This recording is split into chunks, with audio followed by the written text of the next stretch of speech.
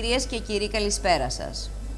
Τον αγάπησαν, τον χειροκρότησαν, τον πλήγωσαν, τον απογοήτευσαν, τον αποθέωσαν. Αλλά για όλους εμάς θα είναι για πάντα ο Παναγιώτης της καρδιάς μας. Κυρίες και κύριοι, κοντά μας έχουμε τον Παναγιώτη τον Ψωμιάδη. Παναγιώτη, καλησπέρα. Πολύ ωραία εισαγωγή, σε ευχαριστώ. Είχαμε καιρό να τα πούμε. Βλέπω μια νέα προσπάθεια με προσωπικά δική σου και των συνεργατών σου. Ευχαριστώ πολύ για τη φιλοξενία. Και εμείς ευχαριστούμε. Βλέπω ότι είμαστε μια πολύ ωραία παρέα εδώ, σε μια φιλόξενη, σε ένα φιλόξενο μέρος. Πιστεύω ότι εσύ το έχεις πει ήδη που βρισκόμαστε. Βρισκόμαστε στο Grand Hotel όπου και μας φιλοξενεί. Ευχαριστούμε τους πάντες εδώ πέρα που κάνουν ό,τι είναι δυνατόν να περάσουμε καλά, αλλά να διευκολύνουν και τη δουλειά μας. Να σου πω κάτι που δεν ξέρεις. Πες μου. Με τον ιδιοκτήτη εδώ, το Δεδέωλου του Σεραφείμ, μεγαλώσαμε μαζί. Είναι δικητηριώτης, γέννημα θέμα δικητηριώτης και πολύ καλός πατριώτης, οικογενειάρχης και επιχειρηματίας και τον ευχαριστούμε πολύ. Πάμε τώρα γιατί δεν ήρθαμε. Μου έκανες πολύ ωραία πάσα. Ναι. Μεγάλωσες στο διοικητήριο, στην καρδιά της Θεσσαλονίκης. Ναι, εκεί ήταν όλοι οι μάγκες, οι αρσενικοί. Να μην το παρεξηγήσουν ορισμένοι. Εντάξει, υπήρχαν και άλλες περιοχές, αλλά ξέρεις, εκείνα τα χρόνια, εσύ και πιτσιρίκα δεν το έζησες, όταν λέγαμε διοικητήριο, πιάναμε από τις παρυφές της Νεάπολης, Καλιθέα, Άνω Πόλη, στον Άγιο Δημήτριο, παρυφές Ξηροκρίνης, 12 Απόστολοι. Ήταν το κέντρο, ας πούμε. Οι μάγκες και οι αρσενικοί δηλαδή ήταν εκεί. Ναι, ήτανε. Θεωρείς τον εαυτό σου μάγκα και αρσενικό? Ναι, ήταν πετυχημένοι όλοι όσοι πέρασαν από εκεί. Ναι. Πετυχημένοι όχι μόνο στην επιχειρηματικότητα, αλλά και στην κοινωνία. Καλά παιδιά και τους ευχαριστώ πολύ γιατί πρέπει να σου πω κάτι που δεν ξέρεις. Για πες μου κάτι που δεν ξέρω, γιατί νομίζω ότι τα ξέρω όλα. Όχι, όχι. Εδώ και 3 μήνες έχουμε δημιουργήσει με πρωτοβουλία και δική μου το Σύλλογο Φίλων του Διοικητηρίου. Αλήθεια, ναι. Ήδη έχουμε κάνει 2-3 εκδηλώσεις. Κάναμε μια συναισθίαση με 150 διοικητηριώτες, με τις οικογένειές τους. Το καλοκαίρι θα πάμε και μια εκδρομή στα Γιάννενα, αν όλα πάνε καλά. Και νομίζω ότι το πρώτο μέλημά μας είναι να ξαναδούμε την πλατεία διοικητηρίου, όπως σχεδίασαν τελευταία οι μηχανικοί και οι αρχιτέκτονες του Υπουργείου Πολιτισμού. Θα είναι κάτι σαν και αυτό που υπήρχε την εποχή όχι, που... Δεν μπορεί να είναι. Δεν γίνεται, έτσι. Όχι. Αλλά εντάξει, το να βλέπεις τώρα 20 χρόνια αυτό το ερείπιο εκεί, κότες βλέπεις, φίδια βλέπεις, ποντίκια βλέπεις, νομίζω δεν μας τιμά. Και νομίζω ότι είναι η ώρα και η καινούργια κυβέρνηση, αλλά και μαζί με την αυτοδιοίκηση να συμβάλλουν ώστε αυτός ο χώρος να γίνει έστω όπως ήταν περίπου πριν 20 χρόνια. Και μην ξεχνάς ότι από το διοικητήριο πέρασαν πολύ μεγάλοι ποδοσφαιριστές, πάρα πολλοί. Να σου πω τον Κούδα, τον Παπαϊωάννου, τον Κώστα, τον Άρη, τον Διονύση, τον Ψωμιάδη, τον Τζακουρίδη, τους αδερφούς Πασχαλίδες. Πολύ μεγάλη ποδοσφαιριστές. Φταίει το ότι ήταν έτσι δομημένη περιοχή που σας έβγαζε στις αλάνες και παίζατε συνέχεια ποδόσφαιρο από παιδιά. Είχαμε αλάνες, αλλά εκεί ήταν το κέντρο. Εκεί κάθε απόγευμα και ιδιαίτερα Σάββατο βράδυ σίγουρα είχε ένα ντέρμπι. Και γινόταν χαμός. Μπορεί να μαζεύονταν και 500 φίλαθλοι για να δουν τις τιτανομαχίες μεταξύ γειτονιών. Διοικητήριο, Καλιθέα, Ξηροκρίνη. Αλλά ειλικρινά κάθε βράδυ που φεύγαμε για να πάμε σπίτι μας, ολονών τα γόνατα ήταν ματωμένα, γιατί μάρμαρο ήταν κάτω, δεν είχε... Οπότε όταν και πέφτατε... πρέπει να σου πω κάτι ακόμα, και μεγάλοι μπασκετμπολίστες περάσανε. Όπως? Στα διπλανά του διοικητηρίου υπήρχαν και δέντρα.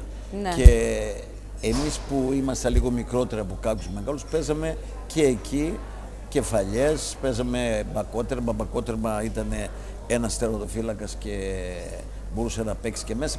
Γεγονός ότι περάσαν γενιές γενιών από αυτή την πλατεία. Ναι. Μια που μιλάμε για την εποχή εκείνη, πρέπει να πούμε ότι προέρχεσαι από μια πολύτεκνη οικογένεια. Προέρχομαι. Από πολύτεκνη οικογένεια. 3 αδέλφια είμαστε. 3 αδέρφια. Εντάξει. Ναι. Εντάξει, πάνω από 2, έτσι. Τότε δεν υπήρχαν ούτε πολυτεχνείς ούτε τίποτε. Τότε δεν υπήρχε.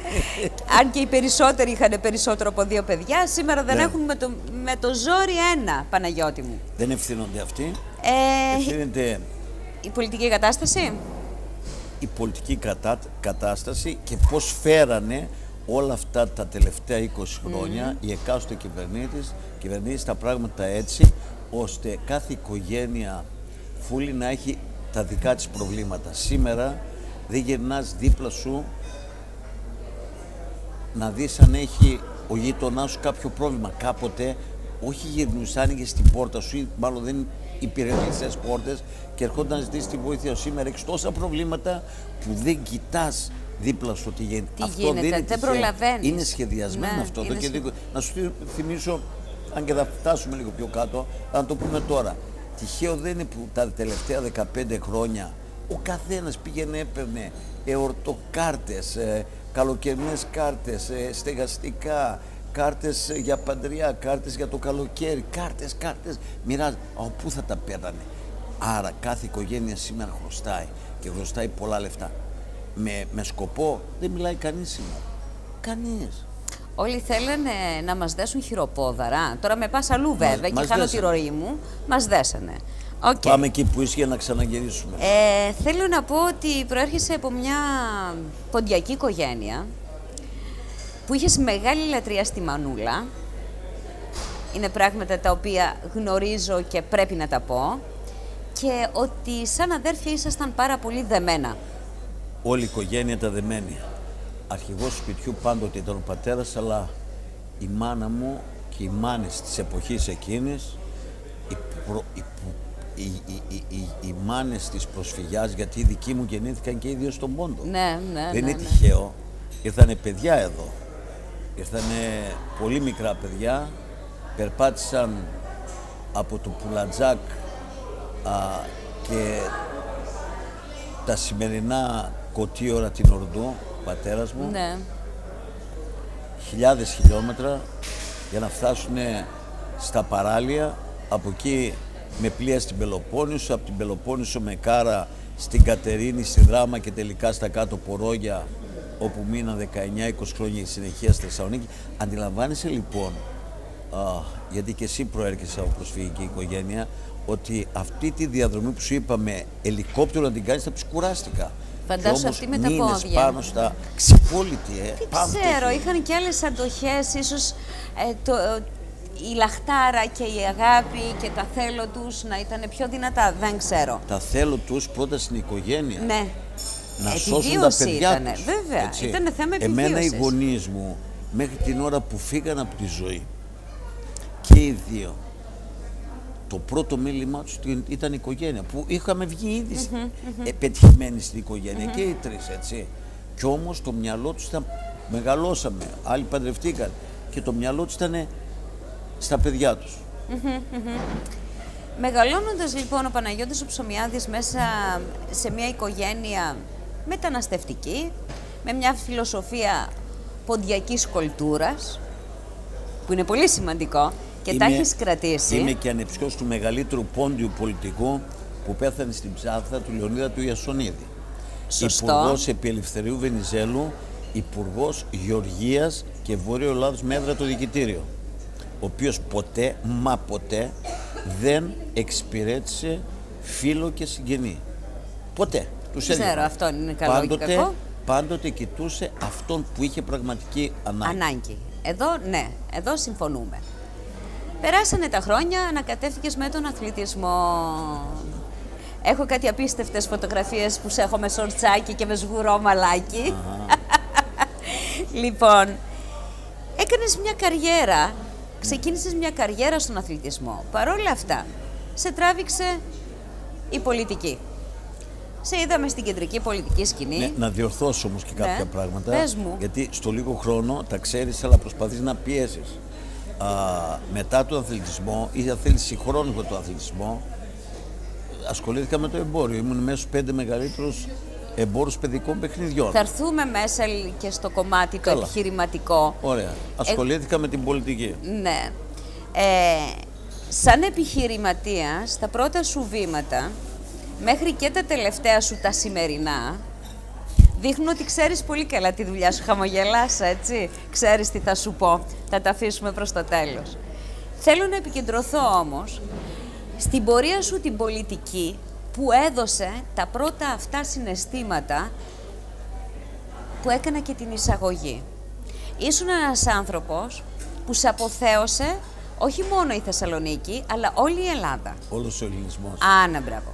Λοιπόν, δεν υπάρχει αυτή τη στιγμή πόλη ή χώρα που θα πας και δεν θα τρέξουν όλοι να σε αγκαλιάσουν. Είσαι ο Παναγιώτης της καρδιάς ολονών. Και θέλω να μείνω εδώ και να ρωτήσω το εξής.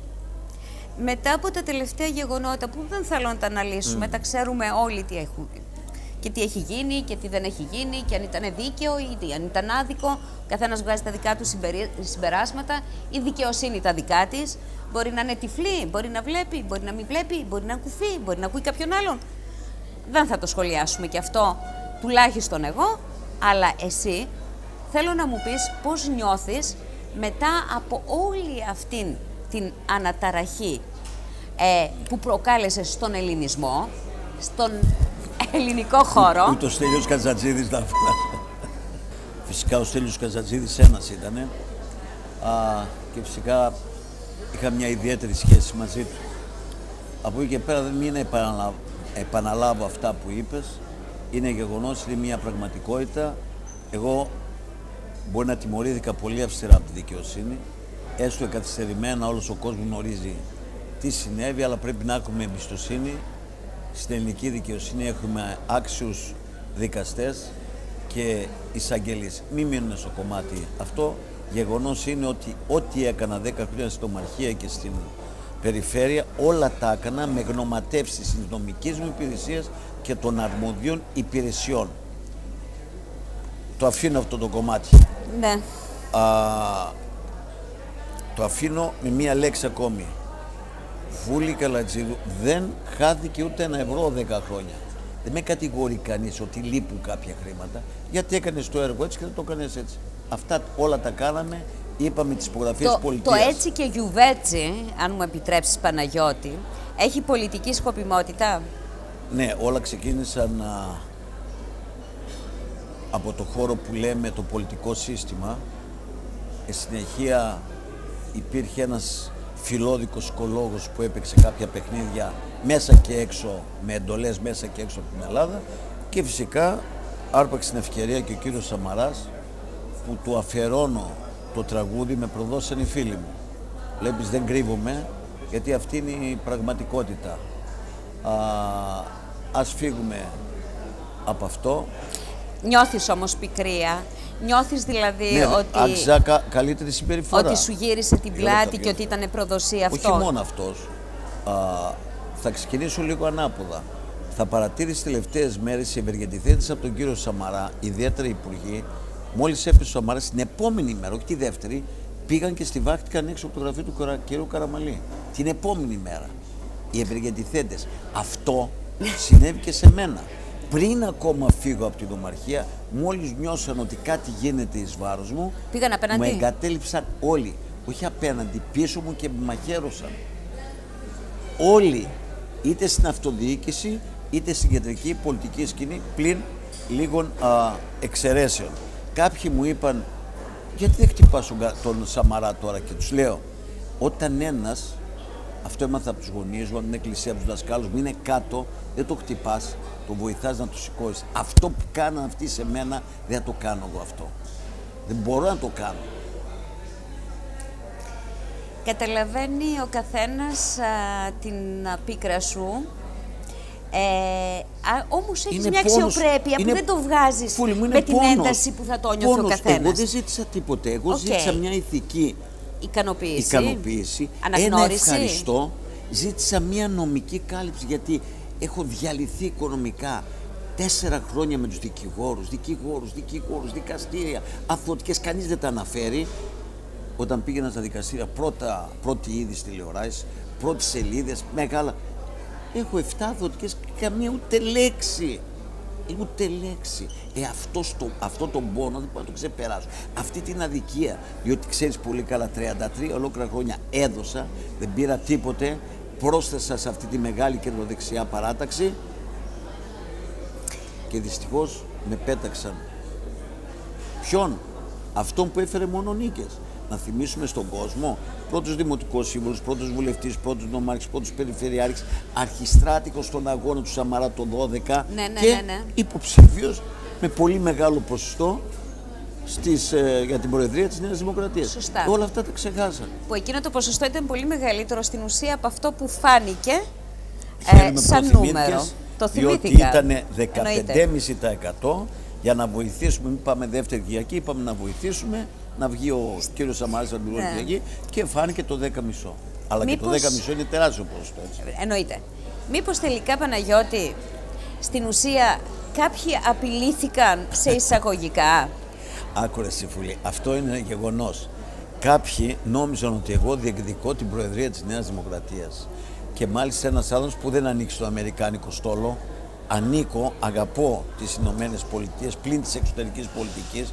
Εκεί ανήκουμε, όπως είπε και ο Καραμαλής ο μεγάλος, αλλά εγώ ήθελα να προσφέρω.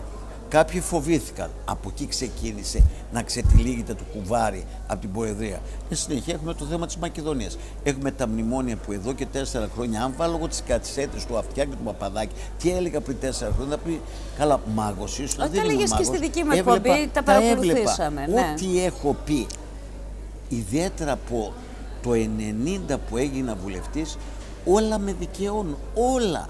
Να σου θυμίσω τους λαθρομετανάστες, το 90-91 με σταύρωναν κάποιοι δημοσιογράφοι σειρά και του συστήματος και των συγκροτημάτων. Σήμερα οι ίδιοι αυτοί που δεν μου λέγαν τότε καλημέρα έρχονται και μου λένε δικαιώθηκες. Δικαιώθηκα γιατί τι είχα πει τότε? Να μείνουν στην Ελλάδα αυτοί που μπορούν να ενσωματωθούν στην ελληνική κοινωνία. Σήμερα ανοίξαν τα σύνορα. Όποιος καλά, θέλει, σήμερα δεν ξέρουν τι τους γίνεται. Από γίνεται, εδώ φεύγουν, από εκεί τους μαζεύουν, από εκεί τους φέρνουν. Αυτό που αποφάσισαν να κάνουν είναι να αποφασίσουν να αφήσουν τα σύνορα ανοιχτά, να μπουν. Ναι, εγώ δεν είμαι υπέρ της αμυγδαλέζας. Και μάλιστα το έλεγα ως νομάρχης. Εγώ δεν θα επιτρέψω, γιατί ο σχεδιασμός ήταν και για τη Θεσσαλονίκη. Και βγήκα μπροστά και είπα: όσο είμαι εγώ, δεν θα γίνει εδώ κολαστήριο για τους πρόσφυγες. Δεν είναι λύση αυτές. Το θυμάμαι. Πάμε να δούμε τι κάνεις επαγγελματικά. Θεωρείς ότι έκλεισε πρωτίστως το κεφάλαιο που λέγεται πολιτική για σένα, ή αύριο μπορεί να δούμε μια πολιτική, πρέπει να μιλήσουμε μόνο για 1 λεπτό για το τεράστιο έργο που κάναμε όλοι μαζί στην Νομαρχία. Και το βασικότερο, έκλεισα 2 φορές στην Νομαρχία με Κώστα Καραμαλή πρωθυπουργό και πήρα πάρα πολλά λεφτά για τα έργα της Θεσσαλονίκης, της περιφέρειας και ιδιαίτερα για τα σχολεία. Αλλά έχω και ένα παράπονο. Ποτέ, ρε παιδί μου, κανείς δεν είπε, έλα ρε Παναγιώτη, να προβάλλουμε το έργο που κάνατε. Γι' αυτό το έργο μας ψήφισαν. Μιλάω για τα πανελλαδικά. Μπράβο, γιατί εγώ στο πρότεινα και σου είπα να κάνουμε και ντοκιμοντέρ. Γιατί έκανες πολλή δουλειά και δεν φαινότανε. Να τα δούμε. Βεβαίως. Τώρα, πού εγώ στο πρότεινα. Εγώ πρέπει να σου πω ότι οικονομικά είμαι σε μια άθλια κατάσταση. Έχουμε κάποιες επιχειρήσεις και εγώ και η γυναίκα μου, αλλά αντιλαμβάνεσαι ότι τα δικαστήρια, οι 4 προεκλογικές εκστρατείες που κανείς δεν με βοήθησε, η υψηλή φορολογία και μια ατυχία που είχα να υπογράψω πριν 15 χρόνια εγγυητής για ένα δάνειο, με έχουν φέρει σε ένα σημείο να μπω στην υπηρεσία και να πουλάω, να σκοτώνω μάλλον, όλη μου την περιουσία αγορασμένη πριν 30-40 χρόνια. Είναι αλήθεια ότι στην επιχείρησή σου, σε αυτή που ξέρουμε, που αν θυμάσαι είχε μπει ΣΔΟΕ προεκλογικά στην την επιχείρηση λίγες μέρες πριν από πάμε στην Κάλπη. Μέρες, Παρασκευή, Κυριακή είχαμε εκλογές. Λίγες μέρες, 2 μέρες πριν. Με εντολή Πασόκ. Ακριβώς. Και μπήκανε μέσα και λοιπόν. Δεν βρήκαν τίποτα. Και δεν βρήκανε τίποτα. Ας πω κάτι που το λέω για πρώτη φορά. Με συγκίνηση το λέω. Πριν 2 χρόνια έρχεται στο γραφείο μου, πριν φύγω από την περιφέρεια, ένας κύριος χτυπάει, μπαίνει μέσα, μπορώ να κάθομαι. Λέει, είμαι ο επικεφαλής, το λέω και αντρεγιάζω, τότε της Παρασκευής που πήρα εντολή την ώρα που πήγαινα για Καβάλ να γυρίσω και να κάνω έλεγχο στην επιχείρησή σου, ο επικεφαλής. Εγώ είμαι Πασόκ, είμαι από τη Λάρισα, ήρθα να σου ζητήσω συγγνώμη γιατί δεν βρήκαμε τίποτε, μας πιέζαν κάτι να βρούμε, αλλά δεν μπορούσαμε να βρούμε τίποτε και ήρθα να σου ζητήσω συγγνώμη. Και μπράβο σε αυτό το παλικάρι, είχε συνταξιοδοτηθεί. Ήταν στημένη δουλειά, δεν βρήκα τίποτε. Άκου να σου πω, εγώ και η οικογένειά μου ασχολούμαστε με το εμπόριο πάνω από 80 χρόνια. Και ο πατέρας. Οπότε ξέρετε καλά τη δουλειά σας, φαντάζομαι. Ποτέ δεν χρωστούσαμε, ποτέ δεν αφήσαμε ένα χρέος στο δημόσιο. Όπως και σήμερα, με δυσκολίες. Δεν χρωστάω κανέναν, όλα τα πληρώνουμε και εγώ και η γυναίκα μου. Από εκεί και πέρα όμως έχω φτάσει σε ένα σημείο που λέω: φτάνει, πρέπει να δουλέψεις, Παναγιώτη. Και αποφάσισα να δουλέψω. Δεν είπα τίποτα, δεν κάνω τίποτα διαφορετικό από αυτό που έμαθα. Μόνο που το εμπόριο τότε ήταν άλλο. Μπράβο. Σήμερα είναι ηλεκτρονικό, είναι σύγχρονο και είπα να βγω μπροστά στις κάμερες. Τις ξέρω καλά τις κάμερες. Μέσα και από αυτές σε ξέρουν πολύ καλά και σε αγάπησαν. Μέσα από ιστοσελίδες και μέσα από τηλεπωλήσεις. Αυτό που κάνει ο Άδωνης ο Βελόπουλος, ο Λιακόπουλος, θα το κάνω και εγώ. Και μάλιστα πιστεύω ότι θα το κάνω πολύ καλύτερο. Αυτοί όμως με προξένησαν, αν θέλεις, εισαγωγικά, να βγω στο γυαλί, γιατί μου είπαν: μα εσένα σε λατρεύει ο κόσμος. Είναι δυνατόν το ποτήρι που θα φέρεις, παραδείγματος χάρη, να το προβάλλουν άλλοι, εσύ θα βγεις. Από εκεί και πέρα το θέμα της πολιτικής. Να κλείσω λίγο το θέμα της πολιτικής. Έχω βάλει μια ανωτελεία. Με τις σημερινές συνθήκες ό,τι αφορά τη Νέα Δημοκρατία, εγώ δεν έχω καμία θέση σε αυτή τη Νέα Δημοκρατία. Εγώ 2 χρόνια, 3 χρόνια ψάχνω τη Νέα Δημοκρατία και δεν μπορώ να τη βρω. Με Σαμαρά δεν επανέλθουμε. Από εκεί και πέρα ποτέ στη ζωή σου μη λες ποτέ. Όμως προέχει μόνο αυτή τη στιγμή πώς θα σταθώ επαγγελματικά στα πόδια μου. Και για να έρθουμε στο κομμάτι το επαγγελματικό, γιατί θα κλείσουμε σχολιάζοντας 3-4 ονόματα που θα σου πω. Έχεις μια πολύ όμορφη οικογένεια. Μια αξιολάτρευτη σύζυγο, την οποία τυχαίνει και τη γνωρίζω. Τις 2 σου τις κοράκλες που έχουν μεγαλώσει. 15 και 25. Τα γνώριζα μωρά και μεγαλώσα. Καρολίνα Χρυσούλα έγινε 15 χρονών. Έτσι. Αγωνίζεσαι πλέον για τα παιδιά σου, λογικό είναι. Και η μεγάλη δουλεύει. Σπουδάζει κιόλας. Σπουδάζει και δουλεύει. Γι' αυτόν τον λόγο, τέλος πάντων, άρχισες να ασχολείσαι ξανά με την επιχείρησή σου, την οποία άφησες για ένα διάστημα, γιατί όλη αυτή η ιστορία, η πολιτική, είχε και κόστος επιχειρηματικό. Όταν αφήνεις, αφήνει και δουλειά. Λογικό είναι. Τώρα δηλαδή να περιμένουμε να σε βλέπουμε στην τηλεόραση ή στο ίντερνετ να πουλάς παπούτσια. Όχι. Φέρνουμε καταρχάς σε πρώτη φάση πιλωτικά, αν θέλεις, για λίγο να μπω στο νόημα, παπούτσια για διαβητικούς και κάλτσες για διαβητικούς. Κομψά, φθηνά, από ειδικό υλικό, προστατεύουν το διαβητικό πόδι από το έλκος, είναι ξεκούραστα, είναι συγχρόνως και από πληγές, είναι συγχρόνως και ανατομικά και ξέρεις αυτό που συνηθίζουμε να λέμε το λόγο, το προλαμβάνει αντί του θεραπεύει. Όμως επιστημονικά θα μιλήσει άλλος, δεν θα μιλήσω εγώ. Θα υπάρχει επιστήμονας, γιατρός. Αυτά εδώ πέρα πού τα βρίσκει κανείς? 2 λεπτά. Αυτά ξεκινάμε μετά το Πάσχα. Θα υπάρχει ηλεκτρονική σελίδα, σελίδα, τηλεμάρκετινγκ και μαγαζί στη Φραγκίνη 7. Στην Θεσσαλονίκη. Έγινε κάτω από το γραφείο μου. Κάτω από το γραφείο σου. Ναι. Και ηλεκτρονικά και τηλεόραση. Ναι. Ωραία. Προσπαθώντας να σταθείς στα πόδια σου και να φροντίσεις την οικογένειά σου όλο αυτό. Ωστόσο, πάντα αφήνεις το παράθυρο ανοιχτό με άλλη ηγεσία και αρχηγία. Όχι, και με προϋποθέσεις. Και με προϋποθέσεις να ξαναεπιστρέψεις στη Νέα Δημοκρατία. Με παρακολουθείς πολλές δεκαετίες. Είναι αλήθεια. Είσαι μικρή, αλλά είσαι από μικρή 26 χρόνια στο πεζοδρόμιο. Έτσι, στο πεζοδρόμιο. Πρόσεξε με. Εγώ δεν έχω να αποδείξω τίποτε. Ούτε εσύ έχεις να αποδείξεις τίποτε. Εμείς δώσαμε εξετάσεις και πετύχαμε. Τι άλλο, εγώ θέλω να προσφέρω.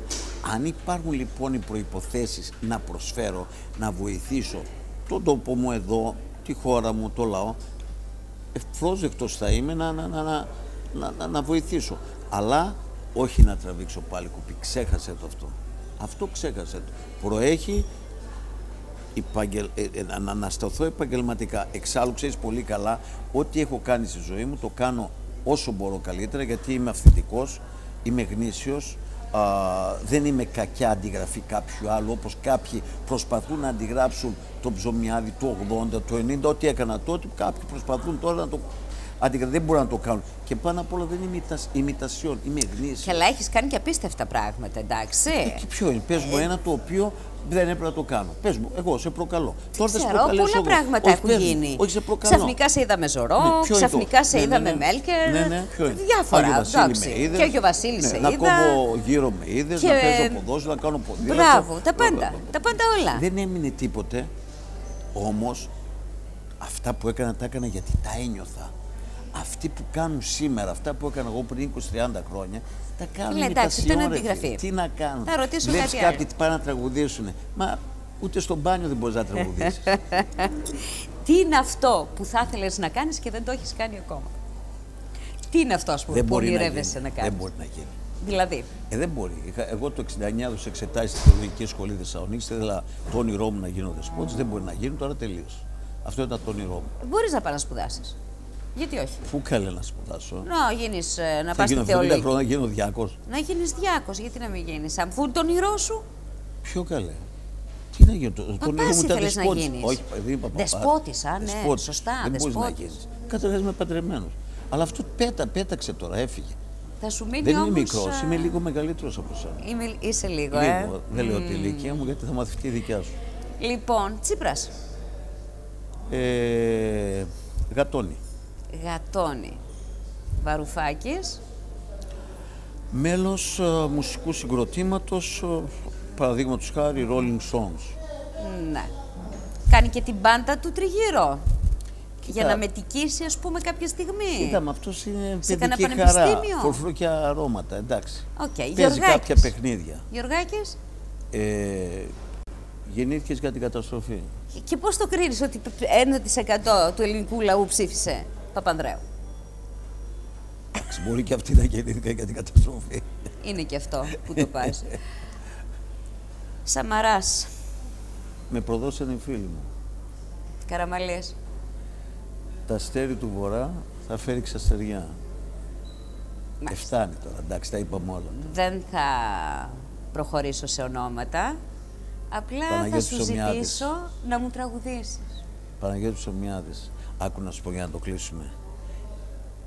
Η Νέα Δημοκρατία, ή αν θέλεις, ας τη Νέα Δημοκρατία, γιατί εμείς μιλάμε για τη μεγάλη κεντροδεξιά φιλελεύθερη παράταξη, διότι γίνει μικρά και μεγάλα κομμάτια. Μόνο η Νέα Δημοκρατία δεν κάνει τίποτα. Αν αυτή η μεγάλη παράταξη δεν φέρει πίσω ψωμιάδηδες, δεν πρόκειται να κάνει τίποτα. Διότι ο ψωμιάδης δεν είναι ένας, υπάρχουν πολλοί. Και απλοί πολίτες, απλοί αγωνιστές, αλλά και επώνυμοι. Εντάξει. Συμφωνείς τότε με την τώρα που λέει να ακούσετε τη φωνή του λαού?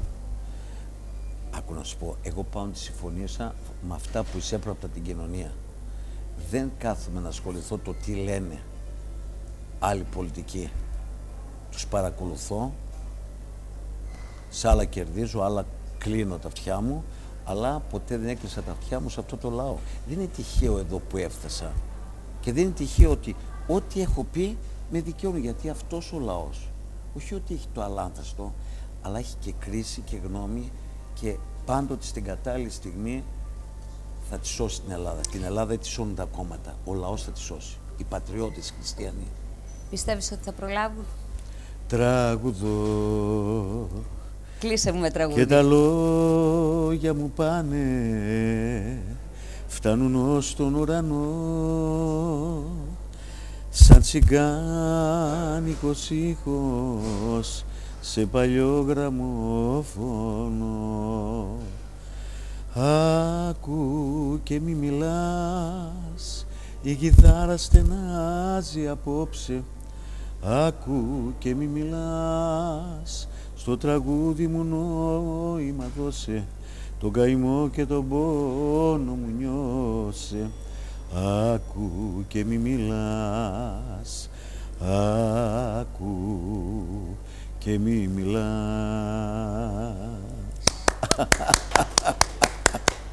Να είσαι καλά. Σε ευχαριστώ πολύ, Παναγιώτη Ψωμιάδη. Και καλή επιτυχία σε αυτό που ξεκίνησες και τώρα μπαίνεις ακόμη πιο δυνατά και σε σένα και στους συνεργάτες σου και στα νέα παιδιά ιδιαίτερα και στην οικογένειά σου. Κάθε επιτυχία. Ευχαριστώ πολύ. Ευχαριστώ πολύ. Και εσύ. Κυρίες και κύριοι, την άλλη εβδομάδα και πάλι μαζί. Γεια σας.